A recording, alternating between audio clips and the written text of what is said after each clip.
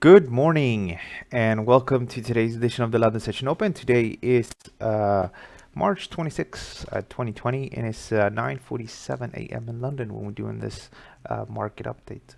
Let's take a look at the markets, see what's happening. But before we do that, we're going to take a look a bit at what's going on with the coronavirus. It's all about the growth rates, and these are the latest figures from,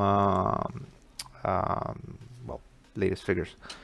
And these are yesterday's numbers, the total for yesterday, and this is the additions. So obviously you need to add these one plus that to get the total.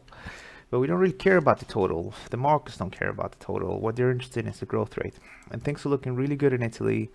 The reading before yesterday was about 8.1%. The reading yesterday was 8.4, and today is 7. So what they're doing is working. Of course, tell that to the 5,210 people that got the new infection.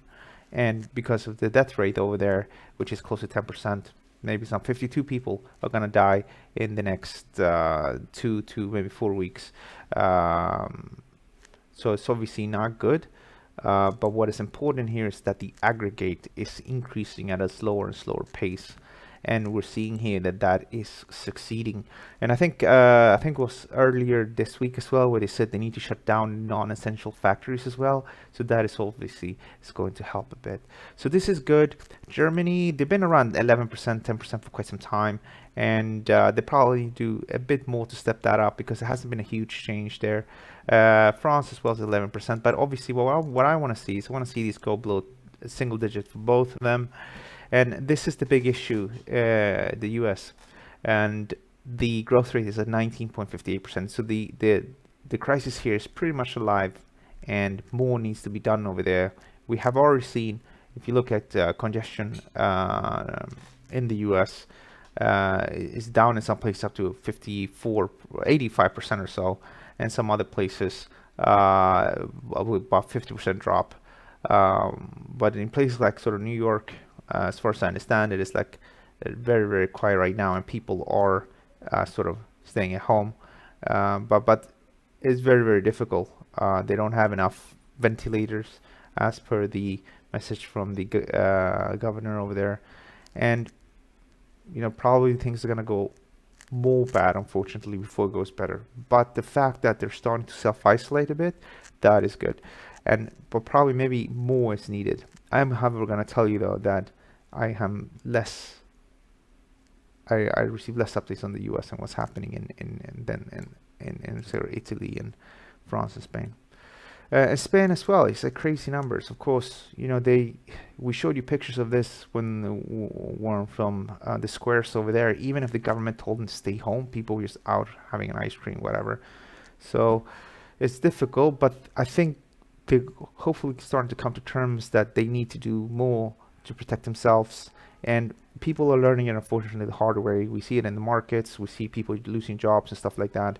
So hopefully that can improve more. But this is good. They're showing that it's possible. And these guys here are definitely showing you that it's possible. And China is a huge country, and 47 cases is nothing. And numbers are looking really good out of there as well. South Korea, 1% growth rate, again, is nothing. Hong Kong, which is not even on this list, is doing also very, very good. And Hong Kong, they're doing things really good. Everybody uses face masks. Everybody stocks up on hand sanitizer.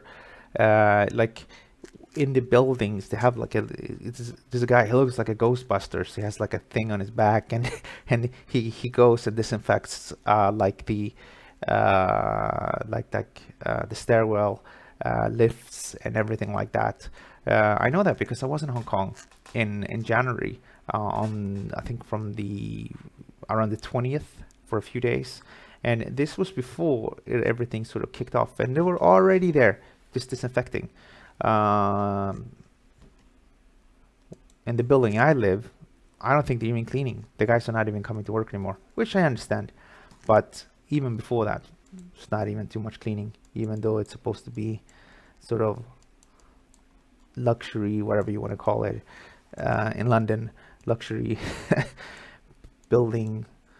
So I think we learned the hard way, unfortunately. Obviously, in Hong Kong in 2003, they had SARS with a 10% mortality rate. So they learn quicker. And I think here as well, we're going to learn quicker. But again, things are looking better. The euro is reacting in a way that as well, that would make sense. And yesterday we said, probably down here, we should be buying. And we dipped to that level. And look and behold, we're up with about 153 pips from that buy spot. The stop was down here somewhere, and now push this up here. And this is a situation where you hold the position for maybe a little bit longer. Maybe we'll go all the way up to 110, and then I would just grab all the profits there. But there's also nothing wrong with starting to book a bit of profit here, because we're starting to bottom out here. So we go down and up, and sometimes when you have these bottoming out processes, you can have vicious attacks to the downside. So you can easily see your profits evaporate. So that's why it's probably a good idea to start to book a bit of profit here in this market. Here is the GBP versus the USD, and I lost all my analysis from yesterday, but if I remember correctly, we took out the high, so that bearish view I had got stopped out, and then we went down to support, but we never traded below 116.02, which was the level I mentioned as far as my memory goes. And I'm looking at this today, and I think, yeah, your USD is going up, Aussie dollar is going up a bit, probably this one is going to go up a bit as well. So I'm now short-term bullish, and I'm going to be bullish between 17.96 and 16.02. So we might go up from here, target the next high, and then we'll see what happens. This market sort of reached these levels on the 18th, so it hasn't spent too much time carving out a low if this is the low, and I think this could probably be a short-term low. It hasn't spent enough time in stock markets, at least. On Friday, stock markets have been at the same levels for pretty much for a week. I'm talking about the US stock indices, and we're going to look at that in a minute. All right, this is your dollar versus the Japanese yen. As you remember, we're using a pitchfork here, and the idea is quite straightforward. Look to sell close to 111.71 with a stop above 112.46. We also said maybe from here one could sell with stops over here. So the first position got triggered. We're underwater, but we're moving in the right direction, and the market is trying to break below the lows. I think if we do trade below 109.58, we're probably going to go down to 106, and then maybe 103.50. Okay. The other one here, we never reached a high, so unless you manually shorted here, you wouldn't be in the market, and you would still need to wait for that move here if you want to trade that view. Looking at the let's take a look at the gold markets. So this is gold. So gold, a few days ago we said look to buy here, went up here, I would have booked some profits here, and now yesterday we said dealing with a bit of short-term uptrend, and what I've done here was I pushed up the buy spot a bit because I think we missed the buy spot yesterday, and I'm looking at 1598.77. So if we go down here, one can potentially buy a bit and then target the upside, but I don't have a very strong view here. It's not like buying down here a few days ago, because if you take a step back, if you look at the big picture, you can see that we are far away from support, and we are relatively close to resistance. And not only that, you got yourself two highs here. If this was just one high, I would have said that it's just something like this. I would have said we're just doing that, and now we're going to go up and take out that high, but we're not there. We are in a situation where the market went up, and then I did like that, and then we're going like that now. So obviously maybe that is a double top or a indication that this is a solid level, and we're here right now. Ideally we buy down here again somewhere with a tight stop loss. We only risk that little amount. In fact, if it goes up a lot here, you might even have a case at one point that you want to sell to target the downside. But for now, that's not the case. So for now, we're still dealing with this little bullish uptrend. So let's continue to be bullish. Here are crude oil prices. So crude oil prices on this 1 hour chart, they continue to be bearish. My general idea has been to be bearish below that high. Why? Because we're creating lower and lower and lower highs. However, though, the market's settled here now. So I think if we take out this level, 25.30, market's probably going to try to attack that high. And then we'll see, is it going to turn lower from this high? Or is that it? So you need to be careful. If we take out this high, the market can push itself upwards. So you need to be careful because there could be a situation like GBP USD where it just goes straight up, or like Aussie dollar where it just went straight up. So that's what you need to be careful about. The alternative is maybe sell here on a break to the downside. Here's the German DAX. So the German DAX is doing good for us if you had the guts to trade it. Not everybody, me included, didn't trade on the breakout there. The idea was straightforward here. The idea was head, left, right shoulder, take out the neckline, and you target the level here, which is that target. That's the high. So we went up, but we didn't go all the way up to the high. But this would have been an excellent opportunity to book 75%, if not the whole thing. Looking at this today, the trend continues to remain bullish, but the market sort of struggles a little bit, and I fear that this could be just the beginning of a major low. I think this could be a situation where this is it now, and then we'll take out this level, and then we go down, and then it sort of spends some time here, and then it goes up. So why do I think that can happen? Because of the coronavirus, as I said before. Things are going well in Italy, they're going terrifically good in China, and soon hopefully Spain and Italy and Germany, and hopefully the UK now as well is going to follow, even though they're doing so many mistakes in the UK, many other places.